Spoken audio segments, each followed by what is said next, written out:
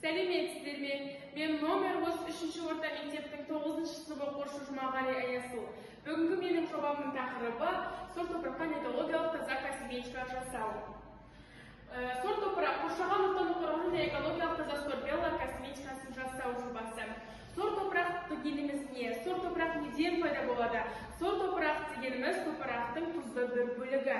Сорт топырақ неден пайда болады? Сорт топырақ ыстық ауа температурасы жоғары болып, жердің ылғал бөлігі таяз жатыр, соның әсерінен таяз бөлігіндегі сулар буланып шығып, тұздар жердің беткі бөлігінде қалып, ол сорт топыраққа айналады. Сорт топырақтың пайдасының зияны да бар. Зиянына келетін болсақ, ауыл шаруашылығына жарамсыз. Байқаймыз, көлікте келе жатсақ, жердің бір жағында ағаш өскен, ал бір жағында сорт топырақтар жайылған, бірақ ағаш өспеген. Соның әсері міне ауыл шаруашылығына жарамсыздық. Егін өспейді, ағаш өспейді. Жер эрозиясы, ол күз-көктем мезгілдерінде көтеріліп, шаң бұрқақ болады. Және соның әсерінен аллергиясы, демікпесі бар адамдарға кері әсерін тигізіп, тыныс алу жолдарына әсер тигізеді. Пайдасын азырақ көшетін болса, бірегей экожүйе, дермезе, сарсазан сияқты галофиттер мекені болып табылады. Минералдарға аса бай табиғи қазына көзі болып табылады. Қазақстанда 5 миллион гектардан астам қорғалған жер бар. Ауыл шаруашылығының жерлілігін 10%-ын құрайды. Бұл Қазақстан өңірінің пайдаланылған ресурсы болып табылады. Және бұл сорт топырақтанған өзге елдерде сорт топырақты пайдалану жолдары болып табылады. Израиль, Үндістан, Қытай. Израиль еліндегі тамшылату суғару тәсілін галофиттерді өсіру тәсілімен сорт топырақты пайдаланады. Және оның үстіне қызанақ, қияр, зәйтүн, финик, мақта секілді дақылдар өсіреді. Нәтижесінде 60%-ның аумағы шөл бола әлемдік агроелге айналды. Және Үндістан еліне көшетін болса, мелиорация гипс қосу арқылы натрийді бетараптайды. Және соның әсерінен баккали дақылын күрішін климатқа бейімделетін органикалық сорт ретінде оны өсіреді. Яғни ол сорт топырақта өсетін күріш болып табылады. Нәтижесінде бұрын тұзданған миллиондаған гектар жер қайта игеріледі. Қытайға көшетін болсақ, генетикалық түрлендіру және жасанды тұздандыру тәсілімен олар сорт топырақты пайдаға асырып жатыр. Және юан гупеннің теңіз су күрішін дақылын егер нәтижесінде миллиондаған халықты азықпен қамтып, жылына 10 миллион тонна табиғи тұз алады. Және біздің өзіміздің қолымыздан жасаған сорбелла скраб экологиялық косметикасы. Бұл неден жасалды және құрамында не бар деген сұрақ туындайтын болса, бұның құрамында Қызылорданың табиғи сорт топырағынан жасалған. Және қымбат импорттық ресурстар қажет етпейді. Және 100% табиғи құрам, ешқандай химиялық қоспалар жоқ, консервантсыз, қауіпсіз, қалдықсыз өндірілетін өнім болып табылады. Және бұл ауылдық жерлердегі жастарға арналған дайын шағын кәсіпкерлік модель ретінде ұсынылады. Және бұл сорт топырақтың теріге арналған табиғи минералдар магний, кальций, калий, натрий құрамында бар. Және магний жасушалық алмасуды жақсартады, калий қабынуды басады және безгекке қарсы тиімді күреседі. Ал кальций ол қан айналымын жақсартады, терінің жаңаруын жақсартады. Ал натрий табиғи тұз түйіршіктері өлі жасушаларды жұмсақ әрі тазалап теріні тегістейді. Енді біз өзіміздің жасаған сорбелла скраб өнімімізді қалай дайындағанымызды көрсететін боламын.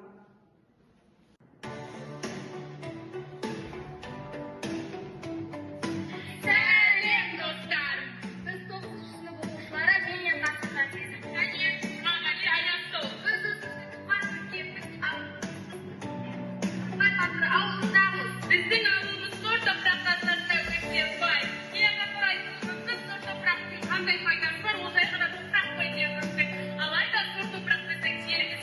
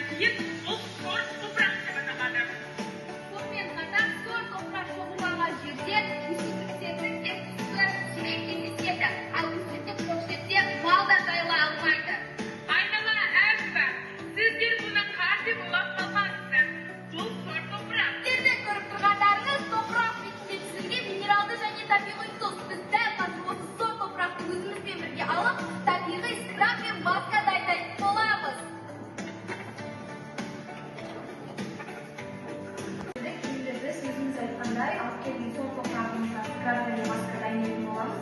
Ең алдымен сол топырағымызды ерекше өткізіп аламыз, себебі сол топырағымыздың құрамында ақуыздар, шөптер болуы мүмкін. Солардан арылу үшін біз оны ерекше өткізіп алатын боламыз.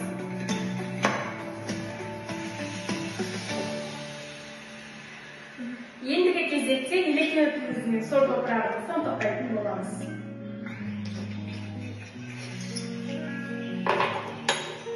Келесіде енді сор топырақ салынған ерітіндіміздің мөлдір басындағы суын құйып алатын боламыз. Енді біз осы ерітіндінің қышқылдылығын анықтау үшін паш метр құралын қолданатын боламыз.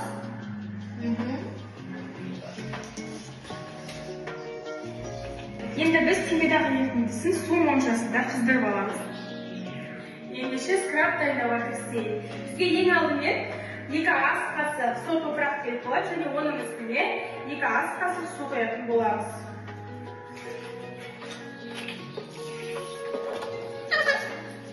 Енді келесі кезекте біз бетке терге жұмсақтық беру үшін ең алдымен бал қосамыз. Енді хош иістендіру үшін эфир майымен кофе қосатын боламыз. Енді келесі кезекте кофе қосамыз. Ал енді достар, біз маска дайындайтын боламыз. Масканы дайындамас бұрын ең алдымен ыдысымызға сор топырақты салып алайық.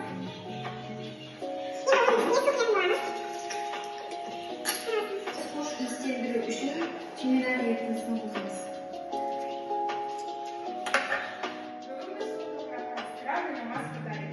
Енді біз өзіміздің дайындаған скрабымызды жағып көретін боламыз.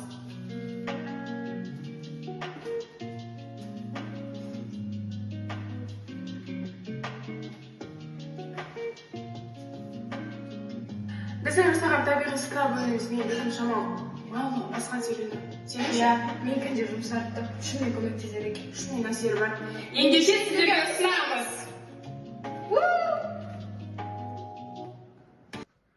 Ендігі кезекте видеоны көріп болсақ, оны қалай жасаған жолдарымызды айтып кетейік. Шикізатты іріктеп алдық, яғни өнеркәсіптен алыс таза жерлерде, экологиялық таза жерлерде сор топырақты жинап алдық. Одан кейін тазартты.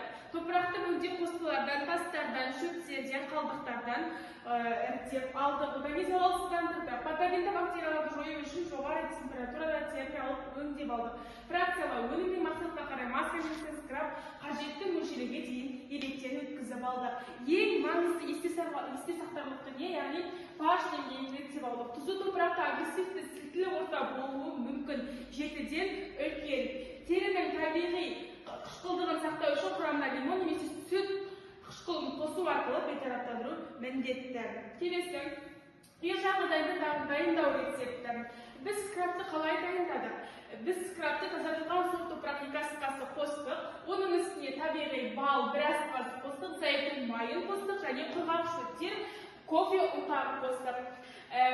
Аптасына 1 рет дымқыл теріге 1-2 минут бояу жақсақ, жылы сумен шаю ұсынылады. Табиғи консервансыз болғандықтан жаңадан жасап қолданған құрылыс материалдары. Сор топырақ жай ғана бетке, маскаға, скрабқа ғана керек емес, ол және біздің косметикалық сор топырақтың берікті қасиеттерін, яғни бізге брусчатка жасау үшін де керек болады.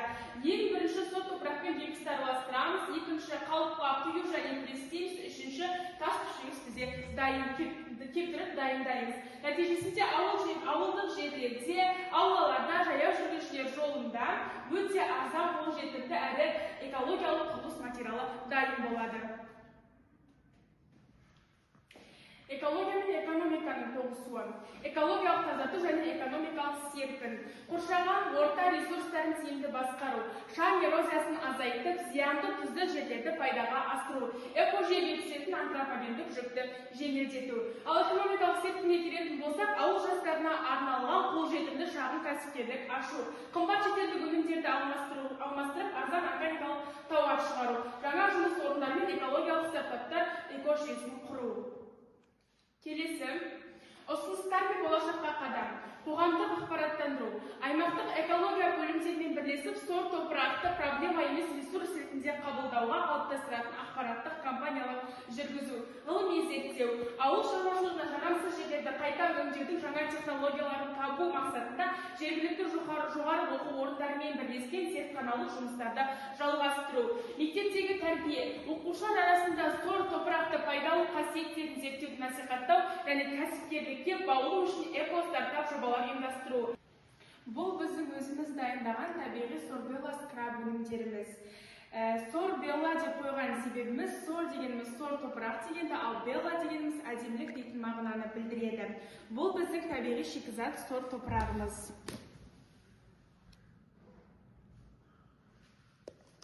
Ал бұл маска мен скраб өніміміз, яғни табиғи шикізаттан дайындалған өнімдер. Табиғат берген әрбір байлық аманат. Сор топырақ жай ғана тұзды жер емес, бұл дұрыс игерілсе, экология мен экономикаға серпін беретін үлкен әлеует. Мәселені мүмкіндікке айналдырайық. Назарларыңызға рахмет.